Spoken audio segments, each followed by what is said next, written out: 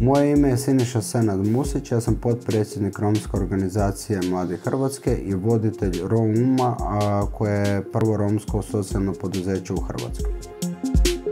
ROUM socijalno poduzeće znači proizvodi umjetnička djela. Šta proizvodimo na ROUM? Proizvodimo radionicama gdje spajamo umjetnike i mlade Romkinje i Rome. Svaki proizvod ima digitalnu priču koja se razvija na ROUM DST radionicama u kojima radimo sa djecom od 5. do 8. razreda osnovne škole, te na takav način postižemo integraciju, dajemo im znanje koje nije dostupno u formalnom obrazovanju, te isto tako ih motiviramo za obrazovanje i za tranziciju u srednju školu. Znači, ROUM je projekt koji je nastao prije 1 godinu dana. Ideja je proizašla iz 2 stvari. Jedna stvar je ljudi koji su nevidljivi, kao što je u Hrvatskoj vrlo često slučaj sa Romima. I druga stvar su predmeti koji su nevidljivi. I onda kako bi dali njima na vidljivosti, a kako bi ljudima pokazali da ne moraju samo kupovati i bacati, smo krenuli raditi sa odbačenim stvarima i uz pomoć Roma i njihovog zanata i njihove neke tradicije stvarati objekte za unutarnji dizajn. Ja sam Marina Horvat, imam 21 godinu. Dolazim iz Međimurja, studiram pravo i asistentica sam u ROUM radionici, odnosno Digital Storytelling. Prvenstveno smo htjeli uključiti romsku i neromsku djecu da zajedno sudjeluju u tom programu.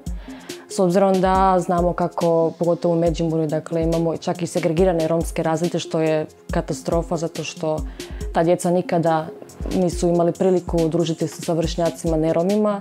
Neka od njih nikada nisu išli na rođendane kod svojih prijatelja iz samog razreda i odlučili smo nekako razviti taj zid predrasuda koji se odnosi prema Romima. Prvenstveno to nam je bio cilj.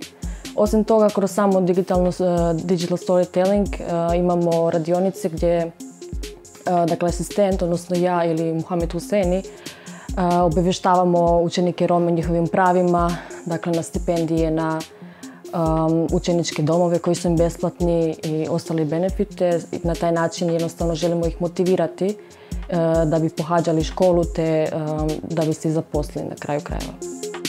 Ja sam Božica Bogdan, dolazim iz Međimurja.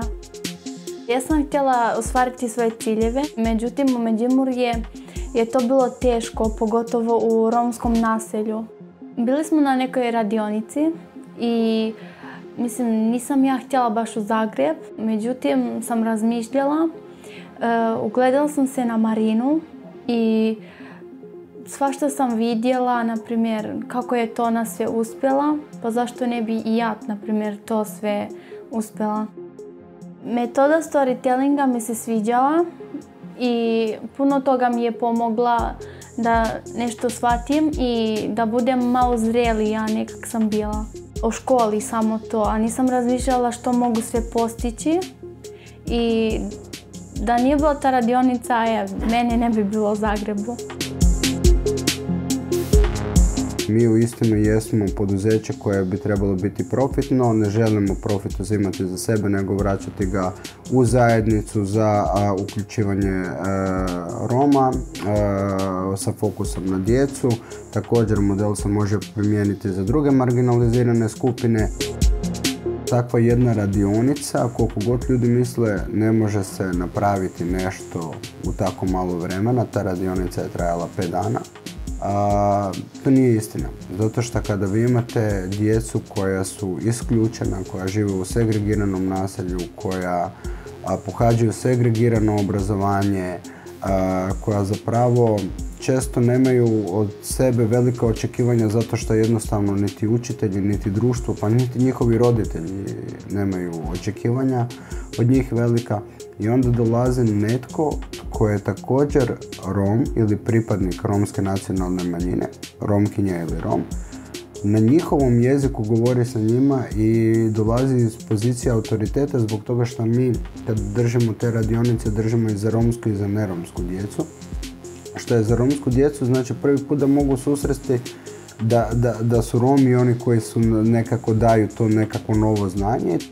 Znači, umjetnički radovi se možete kontaktirati Rom.hr, također postoji www.romapdesign.com, to nam je također stranica preko koje prodajemo. Osim same prodaje možete iznajmiti proizvode, to je zovemo Renta Art. Naši proizvodi su luksuzni proizvodi, oni su unikatni, dizajnirani su i nose cijelu tu priču.